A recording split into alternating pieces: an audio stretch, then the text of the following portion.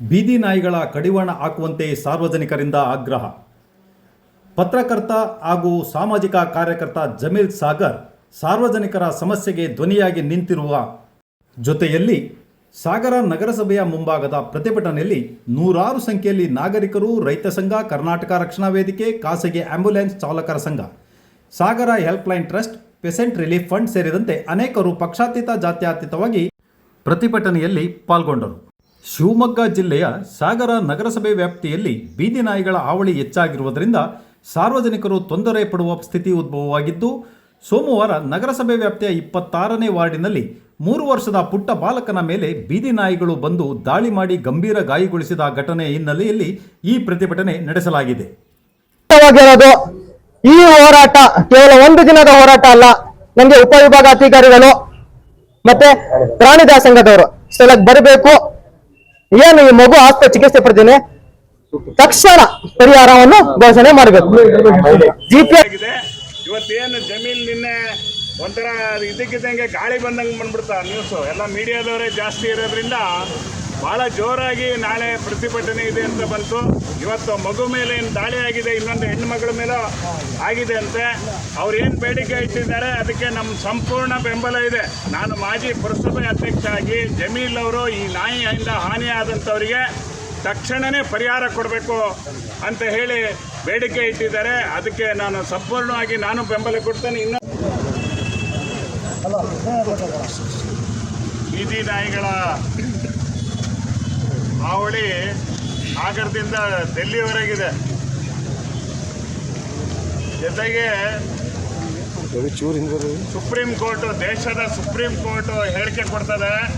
ಒಬ್ಬ ನ್ಯಾಯಾಧೀಶರು ಹೇಳಿಕೆ ಕೊಡ್ತಾರೆ, ಯಾರು ನಾಯಿಗಳಿಗೆ ಆಹಾರ ಕೊಡ್ತಾರೆ, ಯಾರಿಗಾರು ಕಚ್ಚಿದ್ರು ಆ ನಾಯಿಗೆ ಆಹಾರ ಕೊಟ್ಟವರೇ ಅವರೇ ಹೊಣೆ ಅಂತ ಹೇಳಿ ಸುಪ್ರೀಂ ಕೋರ್ಟ್ ಒಂದ್ಸರಿ ಹೇಳ್ತದೆ.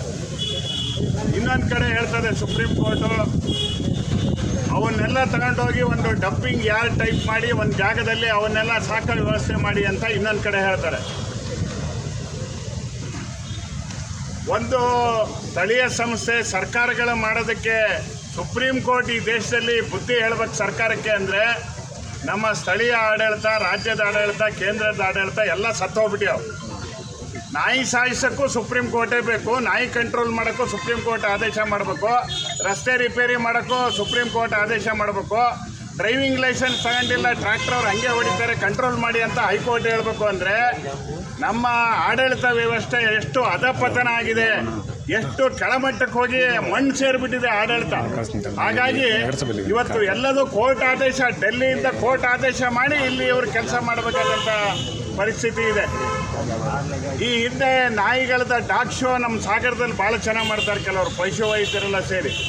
ಆ ಸಂದರ್ಭದಲ್ಲಿ ನಮ್ಮ ಹತ್ರ ಎಲ್ಲ ಚರ್ಚೆ ಮಾಡಿ ನಾನು ಪುರಸಭೆ ಅಧ್ಯಕ್ಷರಾದಾಗ ಆ ನಾಯಿಗಳಿಗೆ ಈಗಿರೋ ಸ್ಥಳೀಯ ಸಂಸ್ಥೆ ಕಾಯ್ದೆ ಏನಿದೆ ಅಂದರೆ, ಯಾವುದೇ ನಾಯಿ, ಸಾಕು ನಾಯಿ ಇರ್ಬೋದು ಅಥವಾ ಯಾವುದೇ ನಾಯಿ, ಜನ ಅನ್ನ ಹಾಕೋ ನಾಯಿ ಇದ್ದರೆ ಅದಕ್ಕೆ ಬೆಲ್ಟನ್ನು ಹಾಕಿ ಸಾಕಬೇಕು, ಅದನ್ನು ಬ್ಯಾಡ್ಜನ್ನು ಹಾಕಬೇಕು ಅಂತ ಈಗಿರೋ ನಮ್ಮ ಪುರಸಭೆ ಕಾಯ್ದೆಯಲ್ಲಿ ಇವತ್ತಿದೆ.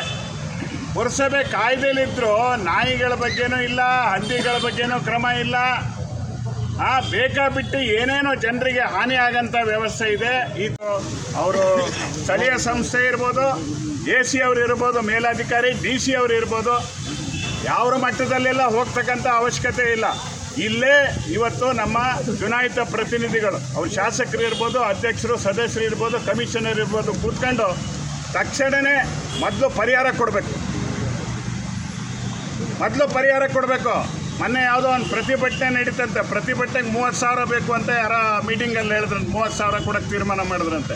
ಯಾವುದೋ ಒಂದು ಪ್ರತಿಭಟನೆ, ಈ ನಾಯಿ ಪ್ರತಿಭಟನೆಗೂ ಹಂಗಾರೆ ದುಡ್ಡು ಕೊಡಲಿ, ನಮಗೆ ಬೇಡ ದುಡ್ಡು ಕೊಡೋದು. ಆ ಪರಿಹಾರ ಅವ್ರಿಗೆ ಕೊಡಲಿ, ನಾಯಿ ಕಚ್ಕೊಂಡವರಿಗೆ ಪರಿಹಾರನ ಕೊಟ್ಟು ತಕ್ಷಣವೇ ಅವರು ವಾಸಿ ಮಾಡೋದಕ್ಕೆ ಹೆಚ್ಚಿನ ಚಿಕಿತ್ಸೆ ಏನು ಬೇಕು ಆ ಮಗುಗೆ ಕೊಡಬೇಕು, ಆ ತಾಯಂದ್ರಿಗೆ ಕೊಡಬೇಕು. ಪಟ್ಟಣದಲ್ಲಿ ಎಲ್ಲೋ ಸಹ ತೊಂದರೆ ಆಗ್ತಕ್ಕಂಥ ವ್ಯವಸ್ಥೆ ನಾಯಿಯಿಂದ ಇರಬಾರ್ದು. ಇದು ನಾವು ನೀವು ಹೇಳೋದಲ್ಲ, ನಗರಸಭೆ ಕಾನೂನಲ್ಲೇ, ನಗರಸಭೆ ಪುಸ್ತಕದಲ್ಲೇ ಅವ್ರ ಕರ್ತವ್ಯ ಇದು ಕೆಲಸ. ಆ ಕರ್ತವ್ಯನ ನೀವು ಮಾಡೋದು ತಪ್ಪಾಗಿದ್ದಕ್ಕೆ ನಾವು ಇವಾಗ ನಮ್ಮ ಜನ ಇವತ್ತು ಹೇಳಬೇಕಾಗಿದೆ. ಅದಕ್ಕೋಸ್ಕರ ಇದನ್ನು ಅತ್ಯಂತ ಗಂಭೀರವಾಗಿ ಅಧಿಕಾರಿಗಳು, ಚುನಾಯಿತ ಪ್ರತಿನಿಧಿಗಳು ಕೂಡಲೇ ತಗೋಬೇಕು. ಆಡಳಿತ ವ್ಯವಸ್ಥೆ ಅಂತ ಇದ್ದರೆ ಇವತ್ತು ನಾಯಿ ಕಾಟ ಅಂತ ಹೇಳಿ ನಗರಸಭೆ ಎದುರುಗಡೆ ಮಾಡ್ತಾರೆ ಅಂದರೆ ಇಡೀ ನಗರಸಭೆ ಆಡಳಿತ ತಲೆ ತಗ್ಸ್ತಕ್ಕಂಥ ಕೆಲಸ ಇವತ್ತು ಸ್ಥಳೀಯ ಆಡಳಿತ ಇವತ್ತು ತಲೆ ತಗ್ಸ್ಕೊಳ್ಳೋಂಥದ್ದು. ಇದಕ್ಕೆ ನಮ್ಮ ಬೆಂಬಲ ಇದೆ. ಮತ್ತು ಕಾನೂನಲ್ಲೂ ಜನನೂ ಸಹಕಾರ ಕೊಡ್ತಾರೆ. ಜನರ ಸಹಕಾರನೂ ನೀವು ಪಡೆದು ಈ ಕೆಲಸನ ಮಾಡಬೇಕು. ಸಾಗರದಲ್ಲಿ ಹಾಗೂ ಇಡೀ ರಾಜ್ಯದಲ್ಲಿ ಕೂಡ ಹುಚ್ಚು ನಾಯಿಗಳು ಹಾಗೂ ನಾಯಿಗಳ ಅಟ್ಟಹಾಸ ಜಾಸ್ತಿ ಆಗಿದೆ. ಇದು ನಾಯಿಗಳ ಅಟ್ಟಹಾಸಕ್ಕೆ ದಿನೇ ದಿನೇ ಮಕ್ಕಳ ಮೇಲೆ ಎರಗ್ತಾ ಇದ್ದಾವೆ, ಸಾರ್ವಜನಿಕರ ಮೇಲೆ ಎರಗ್ತಾ ಇದ್ದಾವೆ. ಭಾಳಷ್ಟು ಜೀವಹಾನಿಗಳು, ಪ್ರಾಣಹಾನಿಗಳು ದಿನೇ ದಿನೇ ಆಗ್ತಾ ಇದೆ. ಈ ಒಂದು ಬೀದಿ ನಾಯಿಗಳ ಹಾವಳಿಯಿಂದ ತಪ್ಪಿಸಲಿಕ್ಕೆ ಈ ದಿನದಂದು ನಾಗರಿಕ ವೇದಿಕೆಯ ವತಿಯಿಂದ ನಮ್ಮ ಜಮೀಲ್ ಸಾಗರ್ ಅವರು ನಿನ್ನೆ ದಿನ ಒಂದು ಕರೆ ನೀಡಿದರು. ನಾಳೆ ಬೀದಿ ನಾಯಿಗಳ ಈ ಒಂದು ಅಟ್ಟಹಾಸಕ್ಕೆ ನಾವೊಂದು ಕಡಿವಾಣ ಹಾಕಬೇಕಂತ ಹೇಳಿ ಈ ದಿನದಂದು ಒಂದು ಪ್ರತಿಭಟನೆ ಮಾಡ್ತಾ ಇದ್ದೀವಿ. ಈ ಪ್ರತಿಭಟನೆಗೆ ಸಾರ್ವಜನಿಕರು ಪಕ್ಷಾತೀತವಾಗಿ ಹಾಗೂ ಜಾತ್ಯತೀತವಾಗಿ ಒಂದು ಪ್ರತಿಭಟನೆಯಲ್ಲಿ ಪಾಲ್ಗೊಳ್ಬೇಕಂತ ಒಂದು ಕರೆ ನೀಡಿದರು. ಸಾಗರ ನಗರಸಭೆಯ 31 ವಾರ್ಡ್ಗಳಲ್ಲೂ ಕೂಡ ಬೀದಿ ನಾಯಿಗಳ ಹಾವಳಿ. ಏನು ಹಾವಳಿ ಯಾವ ರೀತಿ ಆಗ್ಬಿಟ್ಟಿದೆ ಅಂದ್ರೆ, ಮೊದಲೇ ರಾತ್ರಿ ಸಂದರ್ಭದಲ್ಲಿ ನಮ್ಮ ಹೆಣ್ಣು ಮಕ್ಕಳಿಗೆ, ಸಣ್ಣ ಮಕ್ಕಳಿಗೆಲ್ಲ ಹೊರಗಡೆ ಕಳ್ಸಕ್ಕೆ ಒಂದು ಸ್ವಲ್ಪ ಭಯ ಪಡ್ತಿದ್ವಿ. ಈಗ ಬೆಳಗ್ಗೆನಿನ ಜಾವನೇ ನಮ್ಮ ಕಳ್ಸಕ್ ತುಂಬಾ ತೊಂದರೆ ಆಗ್ತಿದೆ.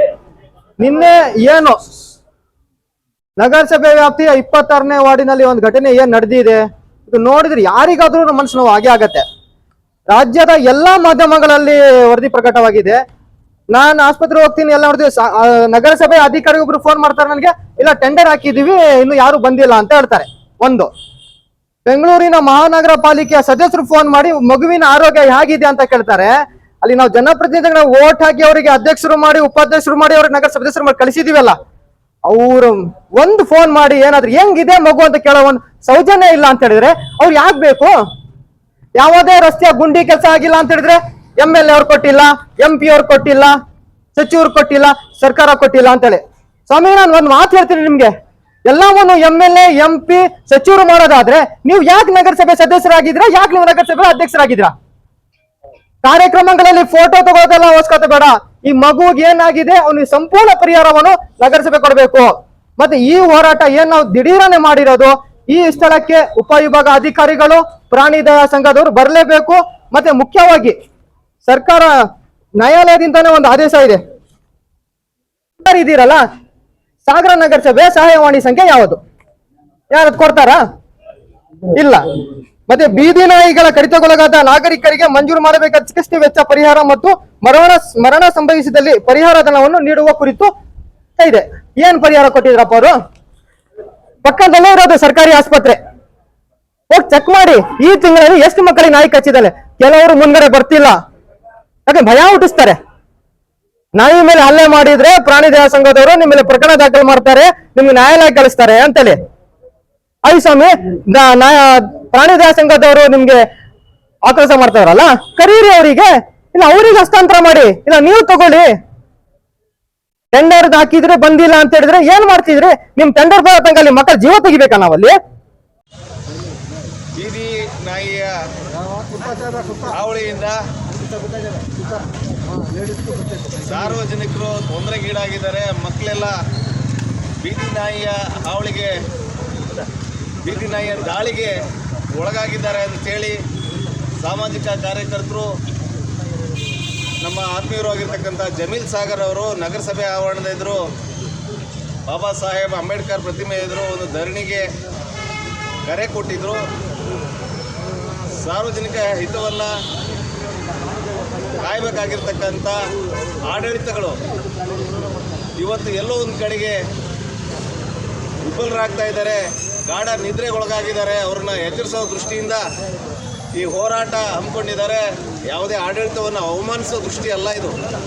ಈ ಹಿಂದೆ ಎಲ್ಲ ನಗರಸಭೆ ಆಡಳಿತದಿಂದ ಬೀದಿ ನಾಯಿಗಳ ನಿಗ್ರಹ ಕಾರ್ಯಗಳು ನಡೀತಾ ಇದ್ವು, ನಮಗೆ ಗೊತ್ತಿರೋ ಹಾಗೆ. ಈಗ ಯಾಕೋ ನಿಲ್ಲಿಸಿದ್ದಾರೆ.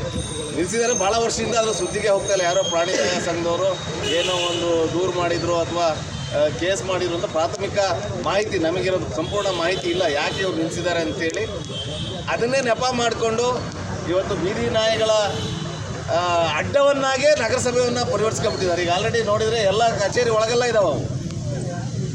ಅದರಲ್ಲೂ ಈ ಒಂದು ಕಾಲಮಾನ ಏನಿದೆ, ಈ ತಿಂಗಳು ಬೀದಿ ನಾಯಿಗಳಿರಲಿ ಯಾವುದೇ ನಾಯಿಗಳಿರಲಿ ಸಂತಾನ ಉತ್ಪತ್ತಿ ಮಾಡ್ತಕ್ಕಂಥ ಕಾಲಮಾನ ಆಗಿರೋದ್ರಿಂದ ಗುಂಪಾಗಿ ಅವು ನಗರ ಪ್ರದೇಶದಲ್ಲಿರ್ಬೋದು ಹಳ್ಳಿಗಾಡಿನಲ್ಲಿ ಸಂಚರಿಸ್ತಾ ಇರ್ತವೆ. ಸಾರ್ವಜನಿಕರಲ್ಲೂ ಕೂಡ ಮನವಿ ಮಾಡ್ಕೊಳ್ತೇನೆ, ಆದಷ್ಟು ಜಾಗೃತೆಯಿಂದ ಇರಬೇಕು. ಸಣ್ಣ ಸಣ್ಣ ಮಕ್ಕಳನ್ನ ಕೂಡ ನಮ್ಮ ಜಾಗೃತಿಯಲ್ಲಿ ಮೊದಲು ನಾವು ಇಟ್ಕೊಳ್ಬೇಕಾಗ್ತದೆ. ಆ ನಂತರ ಇವತ್ತು ಆಡಳಿತ ಬಂದು ಪ್ರತಿಕ್ರಿಯಿಸಬೇಕು, ಸ್ಪಷ್ಟನೆ ಕೊಡಬೇಕು. ಬೀದಿ ನಾಯಿಗಳ ಹಾವಳಿಗೆ ಯಾವ ಕ್ರಮವನ್ನು ತೆಗೆದುಕೊಂಡಿದ್ರೆ ಅದನ್ನು ತಡೆಗಟ್ಟೋ ನಿಟ್ಟಿನಲ್ಲಿ ಅನ್ನೋದನ್ನು ಕೂಡ ಸ್ಪಷ್ಟನೆ ಕೊಡಬೇಕಾಗ್ತದೆ. ಇಲ್ಲ ಅಂತಂದರೆ ಸಾರ್ವಜನಿಕರ ಜೊತೆ ನಾವು ಸೇರಿಕೊಂಡು ಈ ಬೀದಿ ನಾಯಿಗಳ ಕಾರ್ಯಾಚರಣೆಯನ್ನು ಮಾಡಿ, ನಾವೇನು ಅವ್ರು ಸಾಯಿಸೋದಿಲ್ಲ, ಸಂತಾನಹರಣ ಚಿಕಿತ್ಸೆನೂ ಮಾಡೋದಿಲ್ಲ, ಬಂದು ಯಾರ್ಯಾರಿಗೆ ಆಸಕ್ತಿ ಇದೆ ಅವ್ರ ಮನೆ ಹತ್ರ ತಂದು ಬಿಡುವಂಥ ಕೆಲಸಗಳನ್ನ ಮಾಡಬೇಕಾಗ್ತದೆ. ಈಗ ನಮ್ಮ ಹುಲ್ಲತ್ತಿ ಭಾಗದಲ್ಲಿ ನಮಗೆ ಇವ್ರದ್ದೇನು ಕಸ ಡಂಪಿಂಗ್ ಯಾರ್ಡ್ ಇದೆ, ಅಲ್ಲೂ ಕೂಡ ನೂರಾರು ಬೀದಿ ನಾಯಿಗಳು ಅಲ್ಲಿದ್ದಾವೆ. ಇವರು ತ್ಯಾಜ್ಯವನ್ನು ಏನು ಹಾಕ್ತಾರೆ, ಘನತ್ಯಾಜ್ಯವನ್ನು ಅದನ್ನು ತಿನ್ನಲಿಕ್ಕೆ ಅಲ್ಲೇ ಇದ್ದಾವೆ. ನಮ್ಮ ಜಾನುವಾರುಗಳ ಮೇಲೆ ದಾಳಿ ಮಾಡಿದ್ದಾವೆ, ನಮ್ಮ ಜನರ ಮೇಲೂ ಕೂಡ ದಾಳಿ ಮಾಡಿದ್ದಾವೆ. ಹಾಗಾಗಿ ನಾವು ಈಗ ಆಲ್ರೆಡಿ 2-3 ಬಾರಿ ಮನವಿಯನ್ನು ನಾವು ಕೂಡ ಮಾಡಿದ್ದೀವಿ ನಗರಸಭೆ ಆಡಳಿತಕ್ಕೆ. ಯಾವುದೇ ರೀತಿಯ ಕ್ರಮವನ್ನು ಇಲ್ಲಿವರೆಗೂ ಕೂಡ ತೆಗೆದುಕೊಂಡಿಲ್ಲ. ಬೆಂಬಲ ಕೊಟ್ಟಿರ್ತಕ್ಕಂಥ ಎಲ್ಲ ನಾಯಕರಿಗೂ ನನ್ನ ನಮಸ್ಕಾರ. ನಾನು ಈ ನಗರಸಭೆಗೆ ಈ ಹೋರಾಟಗಾರರ ಪರವಾಗಿ ಒಂದು ಎಚ್ಚರಿಕೆ ಕೊಡೋದು ಏನಂದರೆ, ನಗರಸಭೆ ಎಷ್ಟು ದುಡ್ಡು ಬರ್ತೈತಿ, ಯಾವ ಥರ ಗ್ರಾಂಟ್ ಹಾಕಿಬೇಕು, ಯಾವ ಥರ ಪರ್ಸೆಂಟೇಜ್ ತಗೋಬೇಕು, ಇವ್ರನ್ನೆಲ್ಲ ಹೆಂಗೆ ಮ್ಯಾನೇಜ್ ಮಾಡಬೇಕು ಅನ್ನೋದಕ್ಕೆ ಈ ಮುಖ್ಯ ಅಧಿಕಾರಿಗಳು ಬರೀ ಅದ್ರಾಗೆ 24 ಗಂಟೆ ಇರೋದಕ್ಕಿಂತ ಈ ಸಾರ್ವಜನಿಕರಿಗೆ ನಗರಸಭೆಯಲ್ಲಿ ಏನು ಅನಾಹುತಗಳಾಗವು,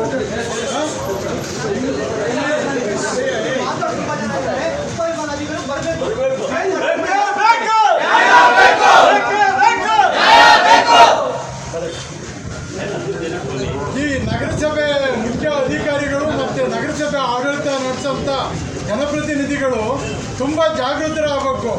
ಈಗ ನಾವು ಒಂದು ಹಸುನ ದೇವತೆ ಥರ ಪ್ರೀತಿ ಮಾಡಿ ಅದಕ್ಕೆ ಆಗಿ 5-10 ಎಕರೆನ ಸರ್ಕಾರದಿಂದ ಮಂಜೂರಾತಿ ಕೊಟ್ಟು ಅವನು ಒಂದು ಕಡೆ ಸಾಕ್ತು. ಈ ನಾಯಿನೂ ನಾರಾಯಣ ಅಂತ ನಾವು ಹಿಂದೂಗಳು ಕರಿತೀವಲ್ಲ, ನಾಯಿಗೂ ಒಂದು 5 ಎಕರೆ ನಗರಸಭೆ ಒಳಗೆ ಒಂದು ಜಾಗ ಮೀಸಲಾತಿ ಕೊಟ್ಟು ಅವನ್ನೆಲ್ಲವನ್ನೂ ತಂದು ಅಲ್ಲಿ ರಕ್ಷಣೆ ಮಾಡಿ ಅವಕ್ಕೆ ಸಾಕಷ್ಟು ಫುಡ್ ಸಿಗ್ತೈತಿ. ಹೋಟ್ಲು ಅಥವಾ ಮಾಂಸದ ಅಂಗಡಿ ವೇಸ್ಟೇಜು, ಫಿಶ್ ಅಂಗಡಿ ವೇಸ್ಟೇಜ್ ಸಿಗ್ತೈತಿ. ಅವನಲ್ಲಿ ಸಾಕಿ ಅಲ್ಲಿ ಹುಡ್ತಕ್ಕಂಥ ಮರಿಗಳನ್ನ ಯಾರು ಸಾಕಿನರಿದ್ದರೆ ದೇಣಿಗೆ ಕೊಟ್ಟು, ಸಾಕಿನರಿದ್ದರೆ ಅವ್ರಿಗೆ ಕೊಟ್ಟು, ಮತ್ತು ಹೆಣ್ಣು ನಾಯಿಗಳಿಗೆ ನರ ಕಟ್ ಮಾಡೋಂಥ ಒಂದು ವ್ಯವಸ್ಥೆನ ನಗರಸಭೆ ಯಾಕೆ ಮಾಡ್ತಾ ಇಲ್ಲ? ಈ ಸಂದರ್ಭದಲ್ಲಿ ನಗರಸಭೆಗೆ ಮನವಿಯನ್ನು ನೀಡಲಾಯಿತು. ಈ ಸಂದರ್ಭದಲ್ಲಿ ಯುವ ಮುಖಂಡರ ಕೆ ಅಜೀಂ, ಕಬೀರ್ ಚಪ್ಪಲಿ, ನಗರಸಭಾ ಸದಸ್ಯ ಸೈಯದ್ ಜಾಕೀರ್, ಶಂಕರ್, ಕೆ ಇಸ್ಮಾಯಿಲ್, ಪ್ರಭಾಕರ್, ವೀರೇಶ್, ವಾಶಿಂ ಸೇರಿದಂತೆ ಅನೇಕರು ಉಪಸ್ಥಿತರಿದ್ದರು.